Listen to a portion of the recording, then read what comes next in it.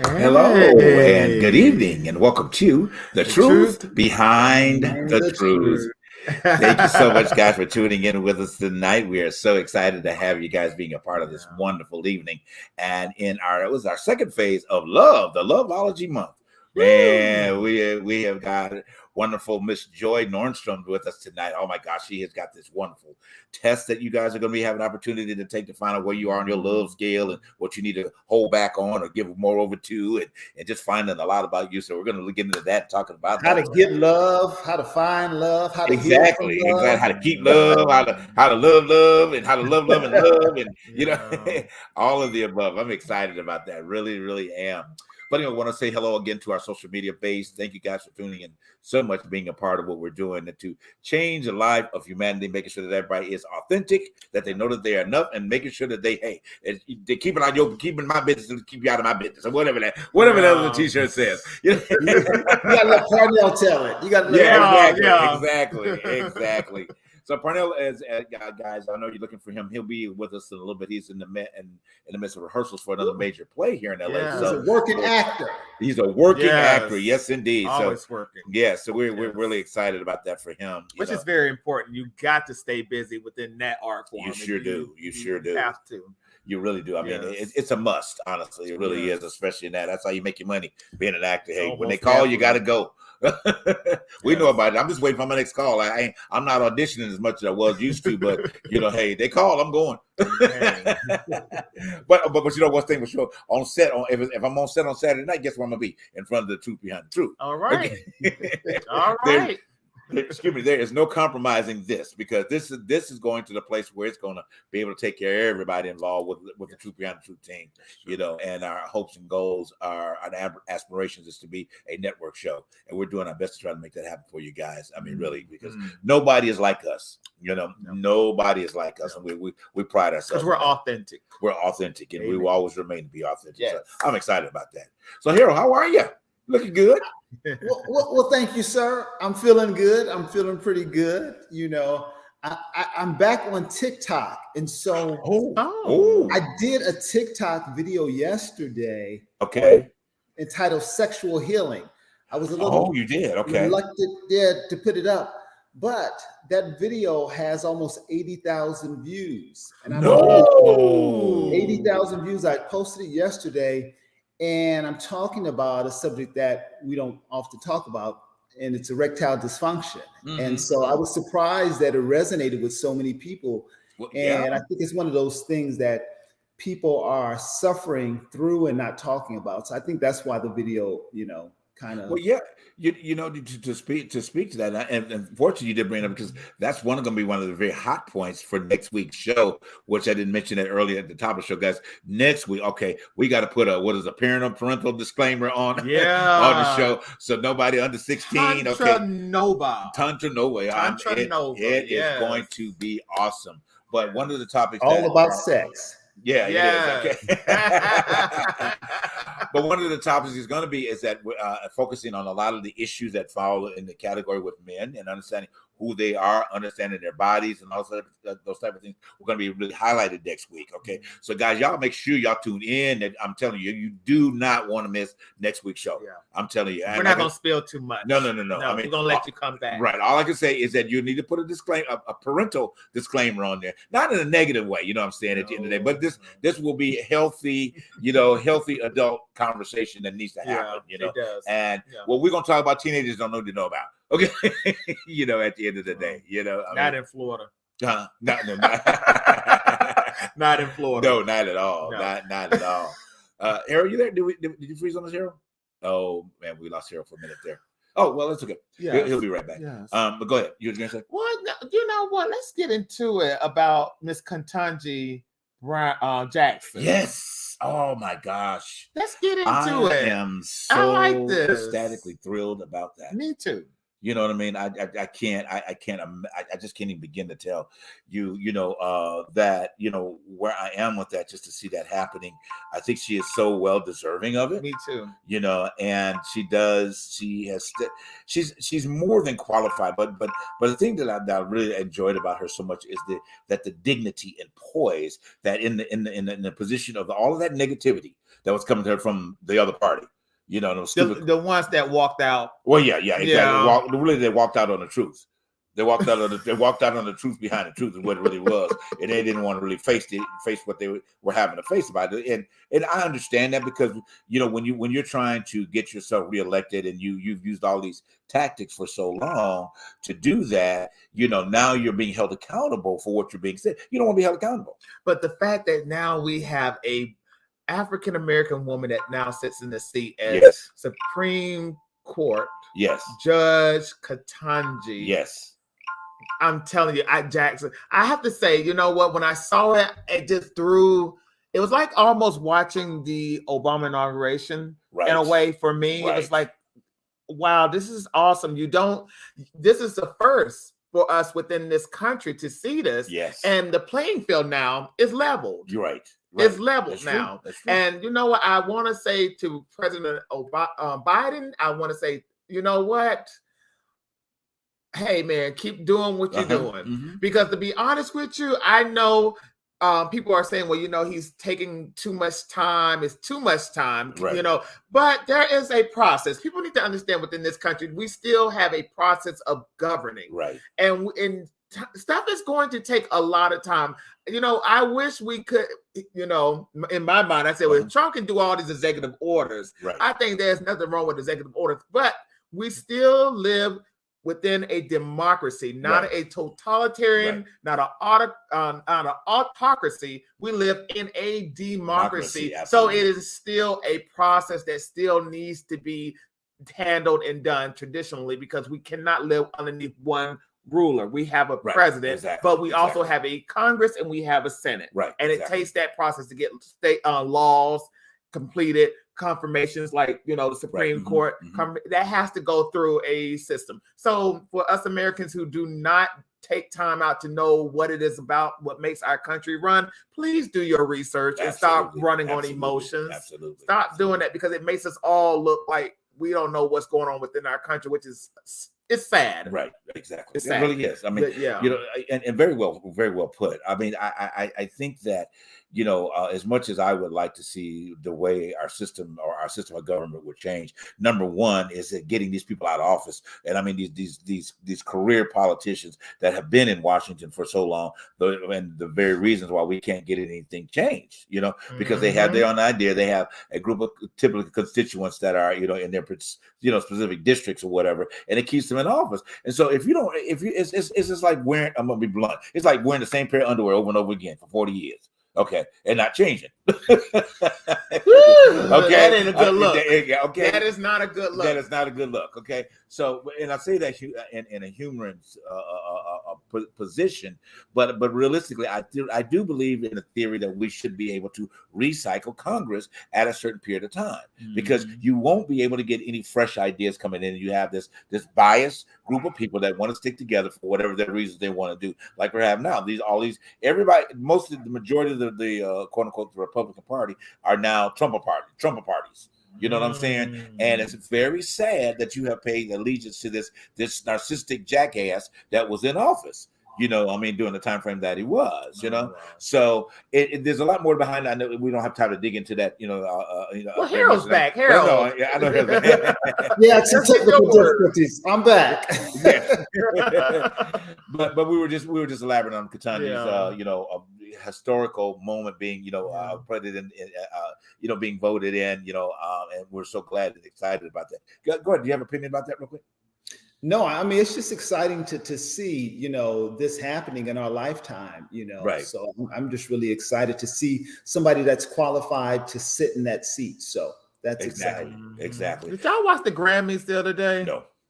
Did y'all watch that? No. Nobody watched it. No, I wasn't. I don't know any of these young artists. I would be watching these folks. I don't know these young people. Yeah, I don't know who they are. Congrats to Jasmine Sullivan. That's Sullivan. That was Okay. probably about the only vocalist that and the guy from John Baptiste from New Orleans. He was. Oh yeah. He's the one that won the Oscar last year. Right. For what was the Jamie Foxx song? Was it song? I think it might have been. I think it was. Yeah. But I mean, but yeah, I mean, for him, yes, congrats. But the rest of the stuff, this music out here, that we need to do a show on music. I'm telling you, really, we need to do a show on this crap that they call music. But that's not what we're gonna talk about tonight. One point, I know we said in our production meeting that we weren't gonna bring it, but I have to bring this up. Just the coming together, the idea about Will Smith, okay? Because at the time we had spoke of this, we did not know that, of course, what the verdict was going to be, and things of that nature. So he was given 10-year suspension from the Oscar environment, as a whole. I posted on Facebook. You guys can go see it on my Facebook page. What I posted. I opened up a general conversation on Facebook and Instagram, not to be biased on any side, because I'm a talk show host and I have to stay neutral. Okay, neutral, right. And you're a talk show host, Harold. You got to stay neutral, right. But in my neutrality, okay, in my neutrality, we're praying for all parties involved in the situation that they receive some healing. Right, exactly. I think that because it was an unfortunate situation. It was, and I think that for those that, what my encouragement was for everybody that, regardless of where you stood on your opinions, okay, at the end of the day, I think that you just still need to also do a self-evaluation. Amen. And a self-evaluation of your own points of anger. Yes. Okay, and how you probably have done something. Not probably, you did do something. Okay, but nobody know about it. At the end of the day, and let's just talk about parents being with kids. How many times you just slapped your kids? Okay, right. At the end of the day, just out of the point of anger, what they, you're in the right household, they'll do it. So I just put that out there. So let's not be overly critical about what happened, but understand it. No, it's not making it acceptable.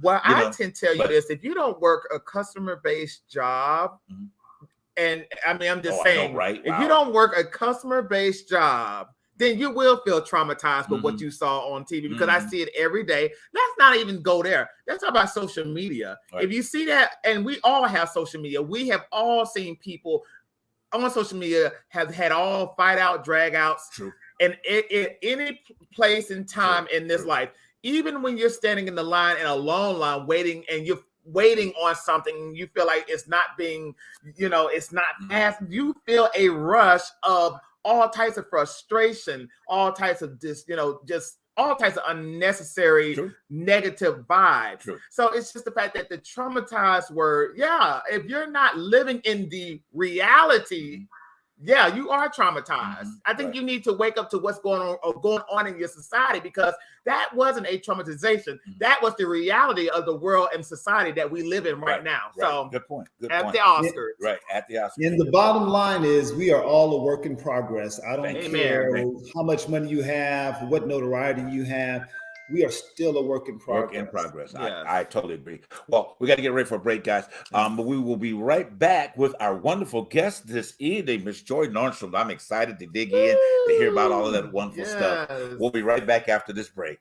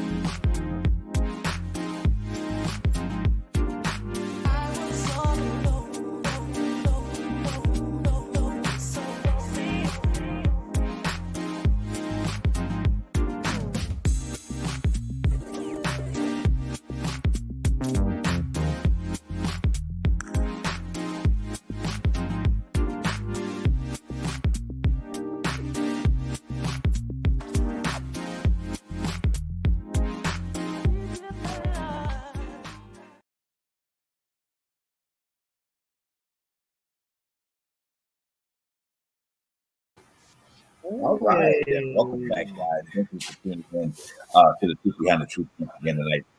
Lots of trees talk and our first powerful commercial. Oh my gosh, about next week. Oh, it is going to be something awesome. I'm telling you, really, really awesome involved.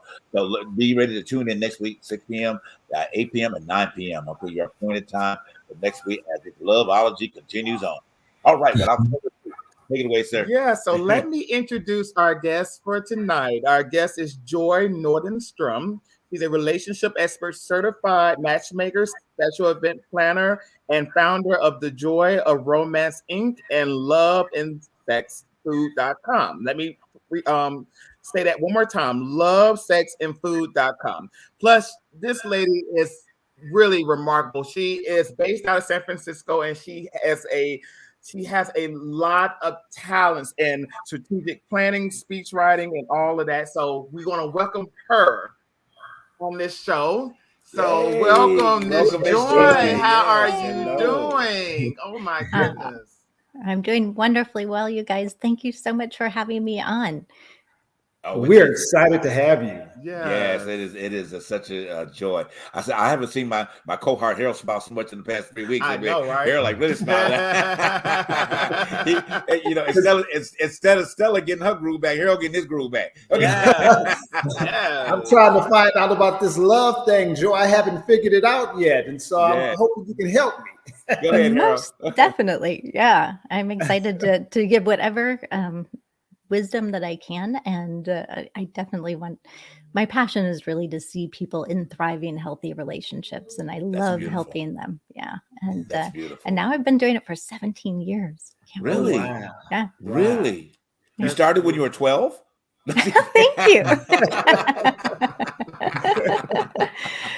Well, I actually started when I was, I came up with the idea when I was at the end of my marriage, and I typed in, and we were in the music business, as I heard you guys say, music business. And we did everything together, but I just had this epiphany at a party one day. I'm like, oh my goodness, there's so much we're doing to study for our career, exercise, nutrition. Even learning how to drink a glass of wine is taking more time and energy than figuring out how to get back to the good stuff and keep it there. So it was really the infancy. We'd been together for 10 years, and it was the infancy of the internet. So there wasn't all the proliferation of coaches and whatnot on there. It was really only religious-based ways to try to fix it, or therapy. Religious wasn't quite a good fit for us for that. And then we tried therapy, and it was just accentuating the problems where, you know, what you're concentrating on, what you're dwelling on is getting bigger, not smaller. And in the wee hours of the night, I was looking, you know, trying to find all this. And I love that science was finally catching up with self-help books. So we were starting to see what really made relationships thrive or demise in all different realms of chemistry and psychology, biology, and all this. And so I was looking, and I happened to see that Joy of Romance was available as a URL. And I'm like, well, I don't know if I'm going to do that. No, that's me. That's my company, Joy of Romance. Yeah. Well, so I just bought it. Yeah, so let me ask you this. So you were saying that at the ending part of your marriage. So is this, what did you have a certain, again, epiphany about what was lacking in the marriage in terms of the love area? Is that the reason why the breakdown in the marriage happened? I knew something was not right, and it took me about 1.5 years to put the labels on what it was. But he actually ended it very quickly. He had gone on a trip and came back, and it was very bizarre ending of it, but basically was like, yeah, this isn't working for me. Don't think it's working for you either. I want you to disassociate from my life and my business. And he came over and he said, shake on it. And I was like, and yeah, so I had just told one of my friends when he was gone, I'm going to give this 2 more years. I'm really going to give it 2 more years and see if I can figure out the secret sauce and get back to the good stuff. And thank goodness he did what he did. I was approached shortly thereafter by I went to Mills College in Oakland, and I had a double major and a double minor. And my econ professor came to me and said, hey, we just started an MBA program. Love to have you come over. You can probably finish your MBA in 1 year. And I was like, great, because I got a business plan to write. I'm writing the business plan for Joy of Romance. Not quite sure where it's going to go yet. And that's what I did. But you are a woman of many talents. And you know, I have to read this list because this is awesome. You've been in, you have done strategic planning, speech writing, and public speaking, integrated marketing, public relations, and media campaigns, and the list goes on and on and on. When did you know this was a definite thing that you really wanted to get involved and get into? Or was there somebody that came to you that needed help within their relationship, or this was just like, oh, I just, I got to do this? I appreciate that, Dylan. I was kind of a serial entrepreneur before the music business. So I used to import and export motorcycles. I worked for Franklin Quest, which was Franklin Covey back then. I worked doing a loyalty card business, and I was a photographer and all sorts of fun things. And I imported wine. I had started when I was 23. I started a company importing wine from New Zealand. So I was really like go get them kind of person. And I married. I thought I was getting married he said, do whatever you want. I'll take care of you. The sky's the limit. I know you want to be a writer. Don't do that wine business because I'm never going to see you. And we travel so much. So I jumped out of that and started my schooling to become more of an author. And his company went almost belly up and he had to fire 13 people. And he said, you run my company. Okay. And I jumped in and became the chief operating officer of an entertainment company, 2 publishing companies, and 2 recording studios. And I just went feet forward and did that. And so it was all in. I was all in. And then when I came up with actually choosing Joy of Romance to do as a business, I said when I bought the URL, maybe someday I'll do this, not knowing I was going to be thrown into that so quickly. But I did know that I love love, and I will always love love in some way, shape, or form. And I think I'm not going to grow out of it like wine or motorcycles or something like that. I'm really going to be like some component of love will always tick. And I've been matching people since I was in high school. I just love making connections, whether it's for a good haircut or, just a dentist or just a good friend. I'm the one that's putting people together. So I felt that was innate. And then I found out about the Matchmaking and Behavioral Sciences Institute in New York City. It doesn't exist anymore, but I found out that I could do a crash course right before I was starting the MBA program. So I went for a 2.5-week period. Then I realized I didn't like the actual matchmakers that were like the big matchmakers with the glossy magazines. And so I was like, someday I'll do that. But really, the components were, I want to learn how to teach people how to be their best in partnership. And that was really what motivated me. And so the year after I finished my MBA, I traversed America and I went to my favorite coaches, authors, therapists, neuroscientists, biologists, the guy who created the facial action coding system, Dr. Paul Ekman, who had a television show called Lie to Me, and studied Chinese facial reading and everything I could get my hands on. And I do a very interesting thing with that.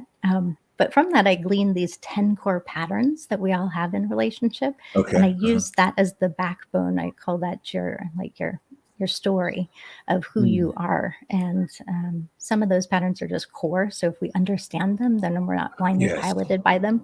And then some, when they're combined with another one, are this weird oil and water combination. So you don't know you're weird. Well, some of us know we're weird. But the person who's coming into that relationship with you will inadvertently get confused, because without even knowing the names of the patterns, we go, oh, if she does that or he does that, then he's going to do this, and we're going to see this, and we're going to go over there, and traveling down this road. And then one day they go, and they do something down that path, right? I didn't know Harold was going to do that. Well, he's still cute. I still like him. I think I'll stick with him, but that was weird. Okay, sweep that under the rug. And then you wait a few months to even a few years, and I'm now in a place where I really need Harold to be there for me. Like I need to be vulnerable. And my body had a PTSD moment that, remember in the beginning when he did that? So you get this micro tear in the beginning of that foundation. And that's really the beginning of the end if you don't know how to fix that. So, and sorry. One last thing on that. Go ahead, Harold. I was going to let Harold go ahead. I was going to interject, but I know Harold was waiting. So, Joy, I had read an article recently that said the average marriage lasts about 8.2 years, and half of marriages end in divorce. Do you think it's because we don't understand our relationship patterns? I think it's because we didn't choose wisely, and then we don't Mm. know how to do the dance once we're in it. In a way, I call it the art of interdependence is really kind of a lost art. And then most people want to go shopping again and start swiping. Okay. Oh, wow. That's good. Well, Wow. that's a good point. I like that. The art of it. You know, one of the things I have philosophies, you know, because I too have people come to me with relationship questions all the time, you know, and I think it's either the fact that I try to help people all the time or whatever. And then I love the study of human behavior too. So, and then nowadays I'm finding that I'm having a conversation with a lot of younger guys, okay, and to where they are building these relationships with these pseudo amount of girls that are available out there. But a lot of them really want to change their disposition on how they approach their relationships, you know. So what's kind of led into how the test came about one of the young colleagues I had at work. But what he discovered was through those patterns that he wasn't open enough to receive from his female counterparts to be in a position to have a healthy relationship. Can you kind of speak to that point of how people are not open, you know, enough to receive from their counterparts, and that puts that wall up, I think, a lot of times. Yeah, I will actually go one step before that, which is Okay. I don't think a lot of people know how to love. I think Okay. that I there's think no that's school it. on how to Okay. love. Uh-huh. And Yeah. so knowing how to love and then how to receive, and what he was probably talking about is attachment theory. There's three primary ways in which we attach: is securely attached, avoidantly attached, and anxiously attached. And we all have at least two of these, so a primary and a secondary. So you could be the most secure person, but when you're under duress and stress, your weaker link self is going to come out. And normally it doesn't come out in the beginning, because all those wonderful love drugs are really making you super present in the moment. They are giving you like heightened senses. You're totally Yes. concentrating on the person that you love. Right. You're so engrossed in that, and that's your best self. It's when you move from the attraction phase into the attachment phase that all these patterns matter. And if you're Okay. mismatched on a pattern, or you have a pattern that's not your best self, knowing it in advance so you can forewarn your new partner and say, hey, this might happen when I'm not at my best self. That's not who I want to be. I actually want to be this I person, love and this that. is my bar. And if Listen, I man. could give you some tools to help me get to that place when I'm my less than stellar self, what that does is it makes this new person not jump to conclusions and assumptions and grandiose, oh, you're that kind of person, and hold your feet to the fire. And you've given them a tool so that they can go, oh, wow, I'm more empathetic to you. And I also now have some tools. So I have like, da, da, da, I can help you become your better self. And I think you were saying this earlier, it's this ability to know in relationship, I want to choose somebody who wants me to be my best self, and I want to help that person continue to grow to be their best self. And that's not stagnant, that's always growing. And so we really need to have that bar and to go, yeah, I'm human. I'm not going to tick on all cylinders all the time. Right. And but I am working on it, and I have a growth mindset to want to be my best. And the more that I can do to understand myself, the more I can do to give you more tools so that we can do this dance together.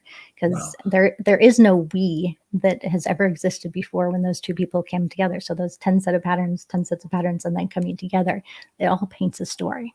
Wow. So let me submit this to you. And I'm sure you've probably known the terminology soul tie in its inception. And what is your take on the interpretation of soul ties between two people? Have you experienced that or had that and come up in conversation? Yeah, I actually think there's lots of people that we travel through lifetimes with, and that they come back in different ways. But I don't think there's just that one soul flame with so many people. I think that especially depending on what your patterns are, that being able to look at this is like, some people are just meant to be there for the short run so that you can really learn that one thing. They're really going to point at that like really ouchy spot and like rub it in, and you're like, and that's a perfect opportunity for me to grow from this. But that doesn't mean I'm going to be with you forever. So I had a incident in 2010 where I just had 3 really bad days where my ex-fiance finally moved out. 3 months he wouldn't move out. It was very annoying, but we had signed an agreement on a lease together. Finally moves out. He declares himself in a relationship with a woman I said he was having an affair with. Nobody else believed me the day after he left. The next day I got hit in the S-turn. Guy totally plowed into me. The day after that, my cervical cancer had reared its head again. And then I wound up getting these incredible migraines. I was really in a very unpleasant place of like all of this going on.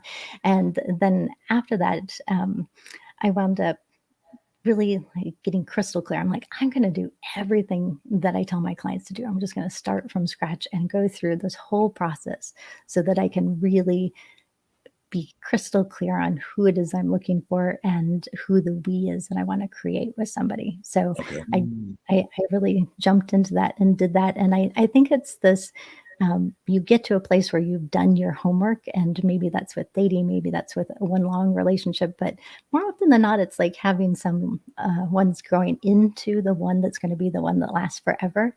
And so thank goodness I had done that. Thank goodness I really went through all that. One, I wouldn't have started this business if I hadn't. And two, I wouldn't appreciate my guy to the amount that I appreciate. Every day I come home, if I am working with couples, sometimes I was like, I just love you. I am so happy I'm with you. Every day. Joy, you mentioned one of the reasons why you believe that relationships don't last is we don't choose well. How do we learn to choose better? What should we do? What should we be looking for? Thank you, Harold. That is just the core of what I do. And it was that all the traveling that I did to the different teachers that I took those 10 core patterns. So some of them are one you probably all know is the love languages. So that was one of the quizzes you did. The work of Dr. Helen Fisher, who is our premier social anthropologist on relationships and studied what our brain was doing in love and chemistry, communication styles, so that we communicate in a different way to the mass public than we do when we're inside of a relationship. And then we communicate even differently when we're under duress and in a heated argument. So learning those, and then learning how we learn, even learning how we sleep, because there's certain chronotypes and you need to know how to do that dance, because the very first couple that I worked with had been married for 44 years and they were hitting some bumps in the road. And it was really, the core was based on having two different sleeping patterns and him finally retiring. And Joy, let me interrupt you real quick. We got to get ready to go to a quick break. But keep that same point. I want you to finish elaborate on that when we come back from break. And also, I want to dig into the test so we can talk about that a little bit line by line when we come back from break. All right, guys, we'll be right back with Joy Nordstrom. Enjoyable conversation tonight. We'll be right back.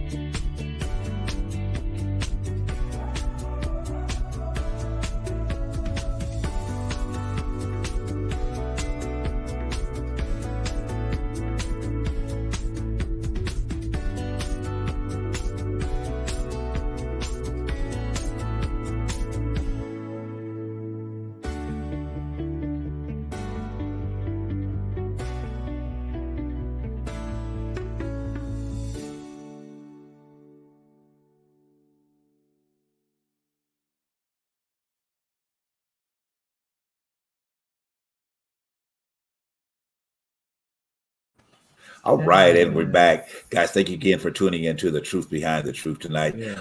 We are in the love language. We are in the loveology. We are in love. Yeah. We're in love, yes. Yes, we are in love. And again, tonight with our beautiful, beautiful special guest, Ms. Joy Nordstrom. It's been such a warm and just getting the warm fuzzies going on. I like that. Love it. And hearing about her story. But you guys go ahead and continue where you were. I would love to ask this question because I have a friend that's watching, Darnell. Hey, how you doing? I think he would appreciate me asking this question. I remember the last segment you talked about the art of communication, listening, empathy, and I want to also add this consideration. With the society that we live in, with a lot of mediums of social media, TV, music, movies, it's just so vast. Do you think we're losing those arts of communication, of empathy, of listening? Are we losing that to find the person that we're trying to spend our life with? And is there a way to improve on that, and how to improve on that? Good point. I love that. And I really think when I first started Joy of Romance, my target audience was men, because I knew that women talk about relationships 24/7. But I knew that there was a deficit in the vocabulary and the openness and the ability to learn about relationships among men. So that was really my target market, and to help them understand just how to communicate, how to become more emotionally intelligent. So I do think that it's something that we can cultivate. And yesterday I had interviewed somebody for my podcast that's coming up called Intelligent Love. And she had said, the number one thing that we're looking for is kindness, and that empathy, and just really understanding and fairness and respect. And it's pretty simple. And the more we do is writing that list and putting it out there and looking out for things to come to us, like we deserve that, instead of going, okay, if I've made this list of what matters most to me in both this partner and who I want to be in this relationship, now turn it back on me and go, what can I do to continue being the type of person that person would be attracted to? So how can I be kinder? How can I be more generous? How can I be more loving? How can I be more thoughtful? And this is a daily practice, and I think we can all improve. And one of my favorite podcasts on narcissism, which has been very big in my world, is Dr. Ramani is her name. And I love her. She was asked how many people do you think are on the scale of narcissism? And she said 1 out of 5. And I think that social media is really playing into that. And I think it's doing a big damage to the kids that are coming up, with the parents who are, when I was at the park, and I was so depressed every time I would go and see people like this with their kids walking around, and you're like, you're missing the most incredibly precious, most important time to be attuned to their emotional needs, because you have a screen in your face. I just want to go and shake everybody, and to know this is it. The more present, we're losing the ability to be present when you have so much distraction. I like that word, the ability to be present. And that's what I always encourage everybody in the day-to-day life, is learn to be present. You know what I'm saying? Because if you learn to be present, you bring your energy into a space, you know what I mean? And then you have the ability to control the energy and release that energy as to where it needs to be, and draw those right people into your path. Just like you mentioning as we're talking about tonight, it's a beautiful place to be when you're present. It really is. I mean, it really is. Harold, do you have another question about that? Yeah, so I wanted to ask Joy about the love languages. Yeah. So I know there's words of affirmation. That's my love language. I think there's acts of service. What's the other ones? What are the other 3? Yep. Physical touch, quality time, and gifts. Quality time. Yes. So I love words of affirmation. That's my primary love language. But I tend to attract folks whose love language is either gifts or spending quality time. And those relationships haven't worked. Are there love languages that are more compatible with one another? Because I found with myself, being in relationships where I'm starving for, I don't want a gift, and we don't really have to spend any time. I just want to hear you're happy, you're proud of me, you love me, those kind of things. And I have not had those kind of relationships. Well, I would say a couple of things.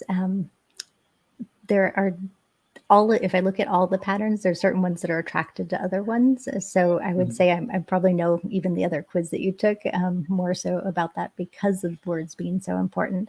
And I would say you are going to be looking for somebody that has what I call, I want to pinch you cheeks. And this is the sign of they have a little bit more estrogen. Bill Clinton is a good descriptor of this.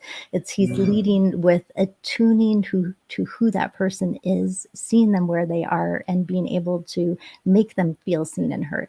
And so that type of characteristics would be a really good fit for you. And then going, okay, and this is what works. And so I want to say two things. When my husband is not the words and I like them. And so once in a while, I did it this morning and I would be like, you love me because today, it's okay. You can tell me, I can prompt you on this. And I need that. And it's okay to be able to be playful like that, especially if you don't get it. And they might not even know that they're not doing it. And there's this, I wrote a book on aphrodisiacs back in the day. I used to do a really fun dinner party series, actually a few of them.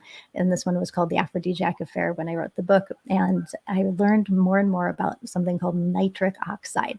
So nitric oxide, you probably know with the work that you've done. Did you know that when men wake up, they have between 65 and 70% of their daily allotment of nitric oxide in their system? And that's what brings the oxygen through your bloodstream. That's what gives you like tingly, like you can sense everything really heightened. And of course, gives you more flow. Is that why we have erections? Is that why? That's what I was going to say. It gives you more flow below. The first time I was saying this, I was in public. I was going around Whole Foods doing a demonstration, and this little old lady with her wig was tilted sideways. She goes, "Huh, honey, what'd you say?" And I'm like, "It gives you more flow below." And she's like, "I thought that's what you said." So knowing that, and then knowing that women wake up between 25 and 30% of their daily allotment. So what we do is we exercise, we deep breathe, we meditate, we laugh, and all of that helps bring it up and up and up. So men can actually run out of their daily allotment of words by around 3 o'clock in the afternoon. Not you guys, but other guys can. Right. And so if you want to get them when they have that need and that urge to talk, make sure that you're having a relationship brunch with them on the weekend where it's really casual and you're going in to celebrate your relationship, and you're going in, okay, this is, I even have a 5 senses ritual that you do when you're going to this, so that you're really heightening all those senses and you're going into it to say, what did we do well? What areas do we want to grow? If we could just grow 2% to 5% in our relationship this next month, what else do we want to do? And what happened this month that we had a snafu about, that we both took and went into our respective corners and said, okay, that happened, we grew from it, but now let's look at it like it's a stage play and we're looking all different perspectives. And now I'm coming back completely undefended going, okay, maybe we can add some more tools to our tool chest, because I realized that thing that came from my ex that I was reacting to. You accidentally stepped in it and then poked me there. And that thing, well, that was because I was just hangry and, whatever. And so let's make sure there's some almonds in the glove compartment. So you just look at this and go, how can we do it better? How can we do it better? And how can we keep going up and up and up together? So choose when you have those conversations, I think would be number one. And number two, choose a guy that has that, and ask in the beginning, see if they should have a number 1 or 2 in alignment with you, because it's just going to be so much smoother sailing. And I also want to say that if physical touch is one of your love languages, this is the one that I have seen. You have to have a partner that has a primary or secondary in sync with that physical touch, because it dissipates. Just the older we get, we can't help it. It's not going to be as much as it was in our 20s or 30s. Right. And if you're not in sync with that, and that's how you give and receive love, you're really going to start getting a deficit, and you're going to start looking elsewhere potentially. 1, 2, this is the only love language that doesn't always, when you take the quiz, show up as number 1. people hide it if they have been hurt in this realm, physically, or like people, they're really good looking and people have come at them wanting physical touch, and the meaning behind it has lost its integrity. And so at that point, they discredit it, and I will look at who they are, will look at the words they're using and see this physical touch at 4 or 5, and I'm like, there's no way. So I started to beginning to ask and go, when you feel really safe and secure and you're solidly in a relationship, how do you feel that physical touch moves up to number 1? And they started saying yes. And I'm like, okay, well, I got to be really careful when I'm making, a match for somebody, that I'm paying attention to that. Well, that is definitely me, Miss Joy, because I'm a Taurus in my zodiac sign, and I need all the touching to reaffirm everything in me at any time, any moment where I'm feeling like, oh my goodness, I need some reassurance. But I just, even with the love language, isn't cooking is another form of love language? I know you also have another website that I also mentioned within the introduction of Love, Sex, and Cooking. I want to say Love, Sex, and Food. .com. Isn't that another way to show your love language to your partner or to a friend or anybody that you are trying to build a life with? Yeah, well, Love, Sex, and Food was about to be launched right before the pandemic hit. So I felt it was a tad bit frivolous. I was down in San Diego. I pitched to 150 podcasters at the big show down there, and was really excited. And then 3 days later, the lockdown happened. And I remember going for a walk with my son and my husband. I'm about a month into the pandemic. And I'm like, it's a little frivolous. And well, I'm not going to get these people in person that I was going to get in person to do this really beautifully shot, kind of movie-esque podcast I was going to do.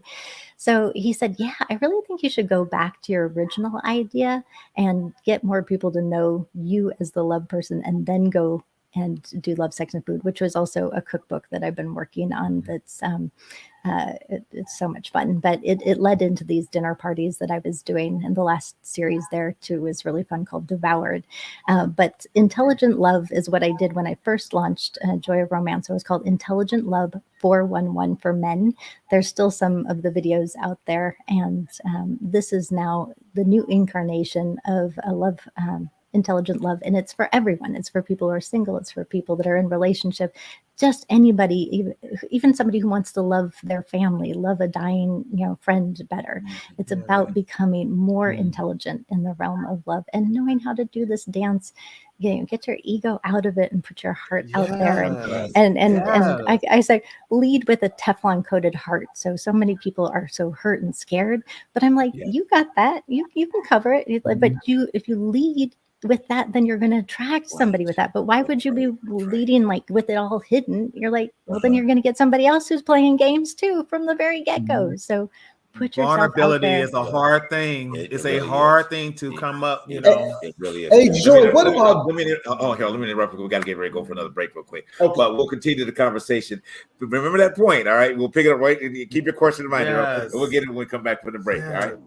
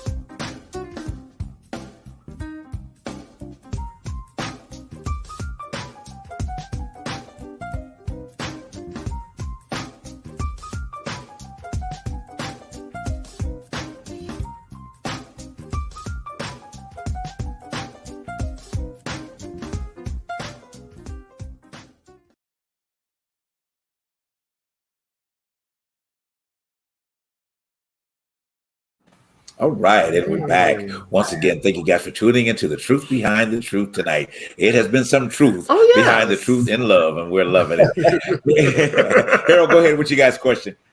So, Joe, I wanted to ask, how do we know when it's time to end a relationship? Because sometimes I think we stay in relationships because we're just used to that person and it's safe. But how do we know that, okay, it's time to end or shift? The angels are coming down to tell you this is important. I like that. So that is an excellent question. And I say, when you're with somebody who isn't the one and you're not actively learning that they're not the one, knowing that I call them BTNs, better than nothings. It's a term by Susan Page, who's written some awesome books, one called The 8 Essential Traits of Couples Who Thrive. And so I love asking myself, or having my clients ask themselves, am I still learning? Is there something more that I can grow and learn from in this?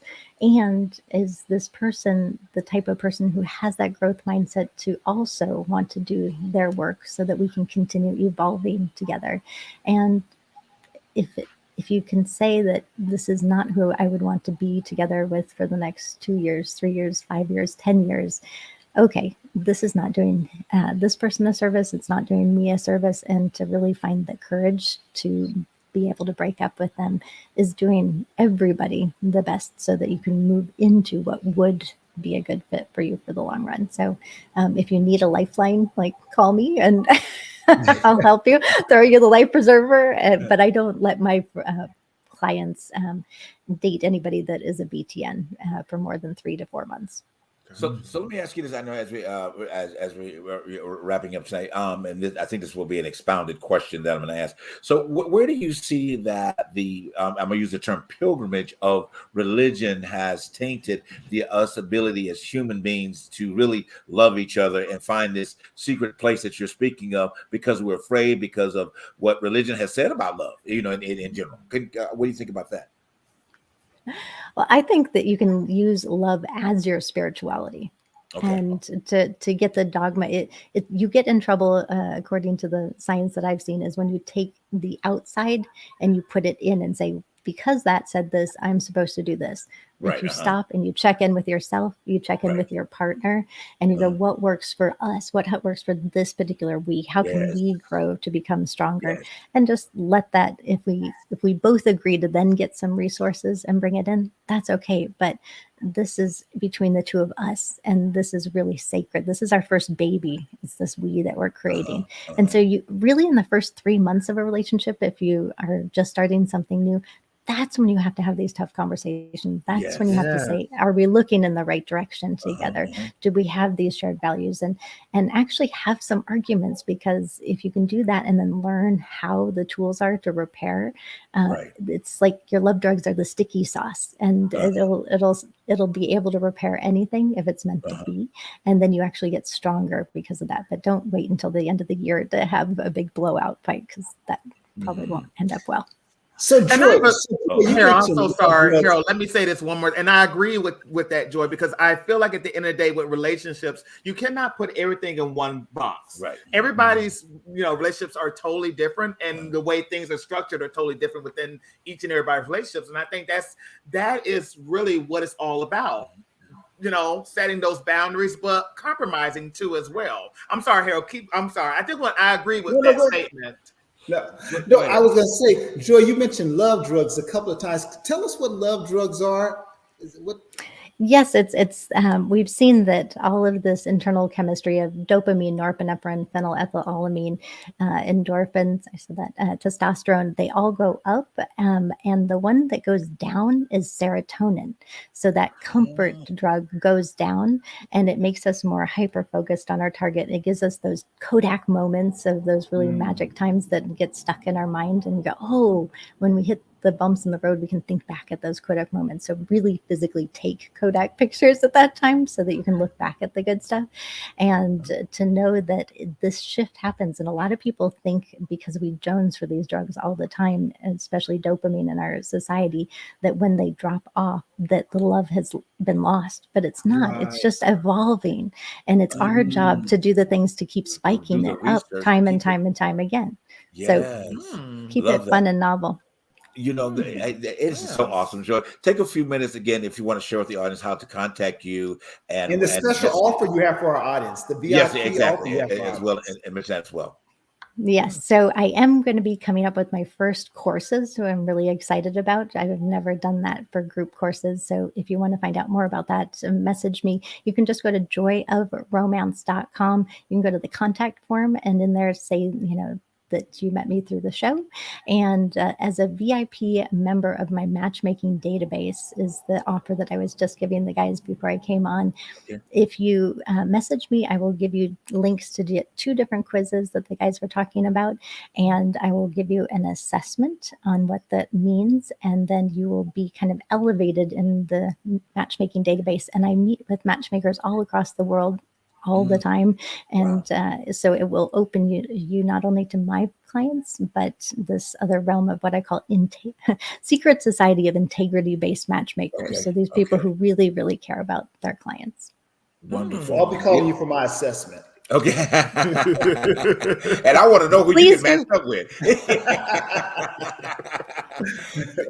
But beautiful. Thank you for that. What we will do, Joy, is that we'll get with our producers and stuff, and maybe after we do this little follow up with the contest, we will actually, if you don't mind coming back on and maybe revealing or talking about those, those individuals that reached out to you, so we can hear how you've helped them, to be the testimony of that.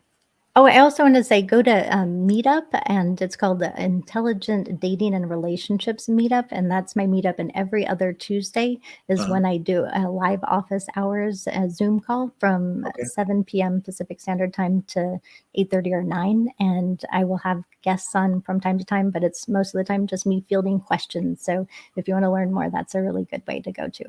Fantastic.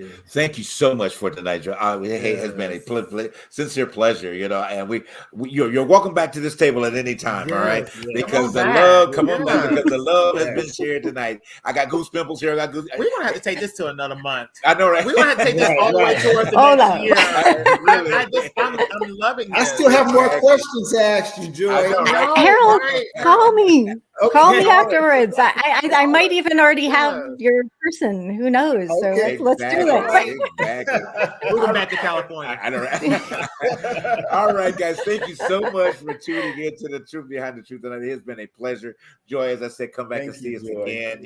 So remember, next week, guys. Next week we're getting even higher. We're getting deeper and higher. Oh man! Put that disclaimer out there. 18 and over. All right.